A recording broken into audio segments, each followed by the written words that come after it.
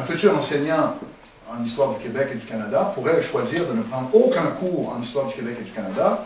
Il n'aurait donc pour seule formation en histoire du Québec et du Canada que 3 cours d'introduction pour enseigner l'histoire du Québec toute sa vie. D'ailleurs, au Québec, on est le seul pays au monde qui ne parle plus d'histoire, mais d'univers social. C'est un terme qui était exact pour définir un champ, mais de là à dire que ce champ, qui regroupe l'ensemble des sciences sociales, doit éclipser l'histoire, c'est complètement aberrant. Comment vous pouvez développer une fierté quand vous ne connaissez même pas d'où vous venez et comment vous avez réussi à survivre? On a une Journée nationale des patriotes au Québec, mais on n'a aucun spécialiste, professeur des patriotes dans l'Université francophone du Québec. Il y en a qui s'improvisent, mais ce ne sont pas des spécialistes. C'est une situation vraiment grave que nous dénonçons. L'État, le gouvernement a une responsabilité par rapport à ça, et les universités québécoises, financées même les fonds publics largement, ont des responsabilités à l'égard de la recherche et de l'enseignement sur l'histoire du Québec, responsabilités qu'elles ne remplissent pas adéquatement aujourd'hui.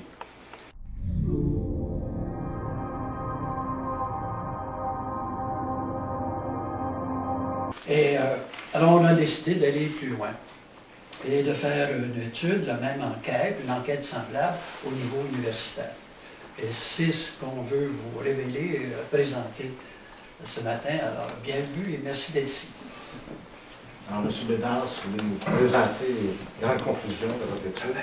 Oui, alors donc la Fondation Lionel Groulx m'a mandaté pour vérifier avec Myriam Darcy, que je remercie pour son aide et sa collaboration, mandaté pour vérifier la place qu'occupe l'histoire du Québec dans la formation des futurs maîtres, ceux qui vont enseigner l'histoire du Québec et du Canada à l'école secondaire, dans l'offre de cours au département d'histoire, la nature de l'offre de cours dans les départements d'histoire universitaire sur le Québec, à quoi ça ressemble, cette offre de cours, et pour vérifier le type de recherche en histoire qui est menée à l'université.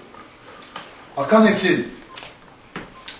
La formation en histoire du Québec est nettement, pour ce qui est de nos conclusions, la formation en histoire du Québec est nettement insuffisante pour les futurs enseignants qui auront donc à donner le cours de secondaire 3 et de secondaire 4 pendant toute leur vie. Et là, je vous donne des exemples concrets. À l'UQAM, par exemple, ceux qui vont suivre le baccalauréat en sciences de l'éducation, spécialisation univers social, c'est la filière pour les futurs enseignants en histoire. À l'UQAM, ces futurs enseignants n'auront reçu pour toute formation en histoire du Québec que 4 cours. 2 cours obligatoires et 2 cours au choix. À l'Université de Sherbrooke, c'est encore pire. Uniquement 2 cours d'introduction en histoire du Québec et du Canada et plus aucun cours par la suite en histoire comme futur enseignant au secondaire. Les cours complémentaires sont en sciences politiques, bien sûr de qualité probablement, mais pas de cours d'histoire. En ce qui a trait à l'Université Laval, et je termine là-dessus, 2 cours d'introduction sur le Québec et le Canada et un seul cours en histoire du Québec complémentaire et du Canada, autre que ces 2 cours d'introduction. Autrement dit, un futur enseignant qui va donc dispenser le cours de secondaire 3 et de secondaire 4, qui s'appelle Histoire et éducation à la citoyenneté, qui est le cours d'histoire sur le Québec et le Canada, ce futur enseignant, en général, n'aura reçu que 3, peut-être 4 cours durant toute sa formation universitaire sur le Québec et le Canada. Qu'en est-il maintenant de l'offre de cours en histoire du Québec? Nous reviendrons à la fin sur les recommandations pour pallier à cette situation. L'offre de cours en histoire du Québec. Bien, ce qu'on constate dans les départements d'histoire, qu'en est-il de l'offre de cours dans les départements d'histoire sur le Québec? Alors, il y a beaucoup de cours, oui, sur l'histoire du Québec, indéniablement, et tant mieux. Mais ce qu'on constate, c'est l'éclipse des cours qui abordent de front les grands événements de notre histoire politique et constitutionnelle. À l'UQAM, sauf à l'UQAM, où on a un cours sur la conquête, un cours sur la rébellion et un cours sur la Révolution tranquille, parenthèses qui ne sont malheureusement pas données par des spécialistes, mais j'y reviendrai. Dans toutes les autres universités, il n'y a aucun cours qui aborde de front des événements aussi capitaux que la colonisation française, disons, du début de la Nouvelle-France, la conquête, les rébellions, la Confédération, les conscriptions et la Révolution tranquille. Aucun cours spécialisé sur ces questions. Alors que ces questions, on le sait, on l'a vu avec la Fondation de Québec, la 400e de la Fondation de Québec et la commémoration de la bataille des Plaines d'Abraham, ces événements intéressent, captivent, sont au centre de notre mémoire collective. Il n'y a pas de cours spécialisé sur ces questions-là. Ça vaut donc pour l'Université de Montréal, ça vaut pour l'Université Laval, ça vaut pour l'Université de Sherbrooke, pour l'Université du Québec à Chicoutimi, l'Université du Québec à Rimouski, etc. On a tout vérifié et il n'y a pas de cours spécialisés sur ces grands événements. À la place, vous avez des cours comme marginaux et exclus dans le Canada du 19e siècle, santé et médecine au Canada. Vous avez une liste des cours qui sont privilégiés dans l'étude. Donc, ce qu'on constate, c'est que dans l'offre de cours des départements d'histoire universitaire, ce qu'on constate, c'est une nette prédominance en faveur d'une histoire sociale et culturelle. En somme, d'une histoire de l'Occident au Québec et au Canada. Hein? Une histoire qui se penche sur les grands processus de la modernité que sont l'industrialisation, l'urbanisation, les droits de la personne, la grande crise des années 30, tous des phénomènes extrêmement importants, mais qui sont, si vous voulez, qui sont propres à tout l'Occident. Mais l'histoire particulière des Québécois, avec ce qu'elle a de dramatique parfois, et de rebondissement, celle qui marque toujours la mémoire collective, cette histoire-là, elle est négligée. Et c'est normal, puisque si on regarde les intérêts de recherche de la majorité des professeurs en titre, pour superviser des mémoires de recherche, qu'on a à la page 25. Vous avez à la page 25 de l'étude la liste des recherches ou des recherches en cours des professeurs. Vous avez un aperçu de ce qui intéresse les professeurs à l'université. Vous voyez bien que c'est normal que l'offre de cours corresponde aux intérêts de recherche des professeurs, qui est presque nul en termes de politique, histoire politique et constitutionnelle du Québec. Et ce phénomène s'observe, et là il y a des raisons à cela, des raisons certainement qui tiennent au fait que les subventions accordées par le CRSH, donc l'organisme fédéral, sont peut-être moins enclines à financer ce type de recherche sur les rébellions ou sur la conquête. En 2003, le CRSH disait qu'il fallait encourager des connaissances dont les Canadiens ont besoin. C'était l'expression du président du CRSH en 2003 que je cite dans l'étude. Les connaissances dont les Canadiens ont besoin. Alors, est-ce que les Canadiens ont besoin d'en savoir plus sur, je ne sais pas moi, l'année 1839, où on a pendu les patriotes? Est-ce que les Canadiens ont besoin d'en savoir plus sur les ambitions de Wolfe d'éradiquer les Canadiens de la côte du Sud jusqu'à Québec? Ensuite, même chose pour les chaires du Canada. On constate dans les chaires du Canada consenties aux historiens une absence des thématiques qui concernent les grands événements nationaux de l'histoire du Québec. Maintenant, ça c'est pour l'offre de cours dans les départements, les intérêts de recherche des professeurs.